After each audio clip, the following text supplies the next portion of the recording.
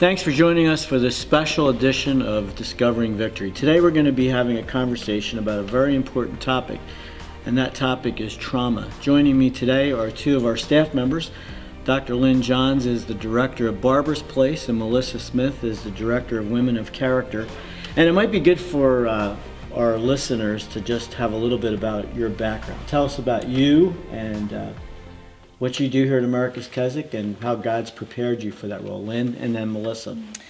Well, I'm the director of Barbara's Place, which is our women's addiction program, but prior to that I have done a lot of individual counseling as well as working in both the college setting with women and then in a mission organization out in Ohio. And just in my history and all my experience working with women and those, especially the homeless, you can just, when you hear their stories, you just hear stories of life that when you hear it, you just go, how can anybody survive that and not be messed up? And so that made me just spend more and more time kind of really delving into the impact and how it translates today. And we'll talk later about how much of an impact the pain and the abuse of our past plays into potentially becoming an addict of some sort. Yeah.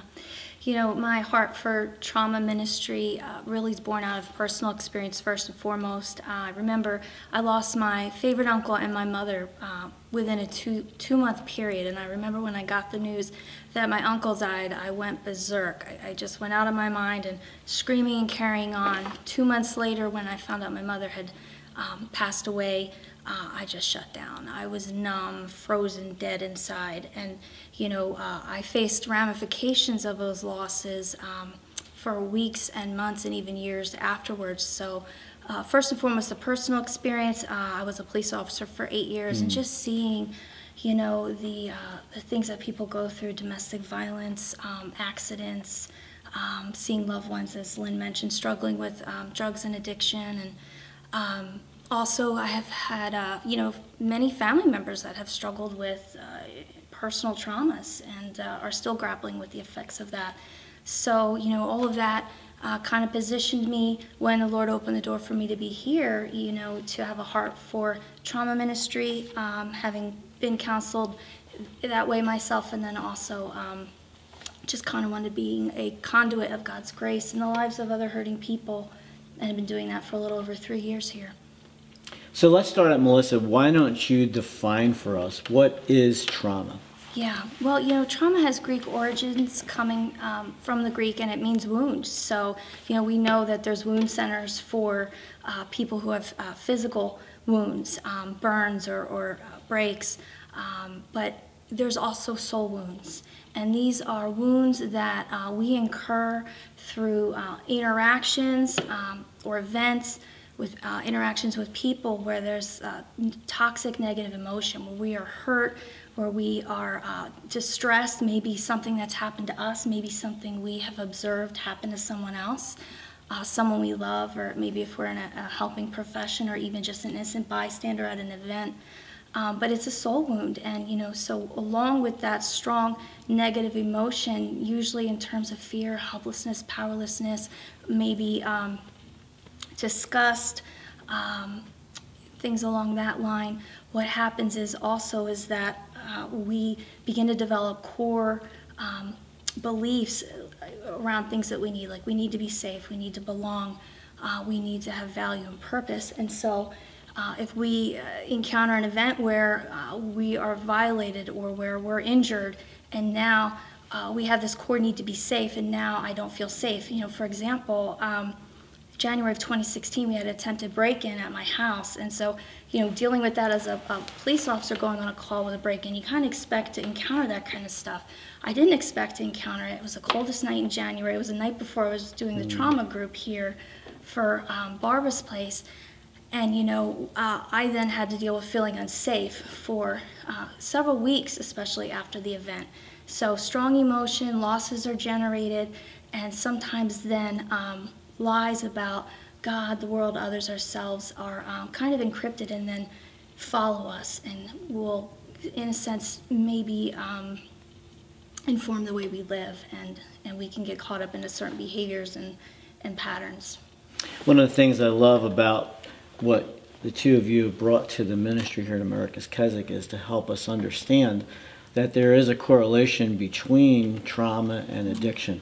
Lynne, help us understand how that all plays together.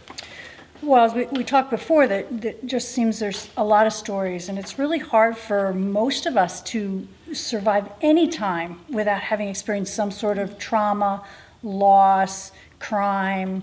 I remember being robbed as a kid, the same thing, afraid to sleep at night, but just so many things that happen to us that we don't have the ability to process that information early on, and so it changes who we are. So trauma, when we've experienced, really changes our perspective about ourselves. It changes our perspective about life, changes our perspective about others, about safety, and it even changes our perspective on God often. And so it makes it then difficult to cope with life after we've had the trauma. And if there's a bunch of trauma, it just repeats itself. And the brain is so much involved in our response to trauma. And there's so many studies out there that could, be a whole nother topic. But the brain overengages, and shuts down one part, overextends the emotional side, shuts down the thinking side in a trauma. And so what we spend the rest of our time doing often is self-medicating against the negative symptoms, against all those strong emotions that are brought to life, like, boom, all of a sudden. And so that's anxiety, fear, insomnia, irritability, constant state of agitation. And then you have those negative, the feelings of guilt that it might have happened, or that I caused it, shame if in some way I participated or felt responsible, self-blame, oftentimes, if I survive and someone else doesn't. And so all of that takes place, and so the need to self-medicate just becomes big and large to help with concentration, focus, numbing the pain, the sadness, and just getting through life. And it can start out with doctor-prescribed pills, but just explodes then into addictions. And and the studies are out there that show 2/3 of people that are in treatment for drug abuse were abused as children. We have, I always quote that, that 75% of survivors of any kind of abuse are probably going to be an addiction. And, historically, I want to say it's larger than that by the time they actually end up in treatment. And then, even if you don't take the big traumas that happen, there are those little ones, accidents, major illnesses, natural disasters.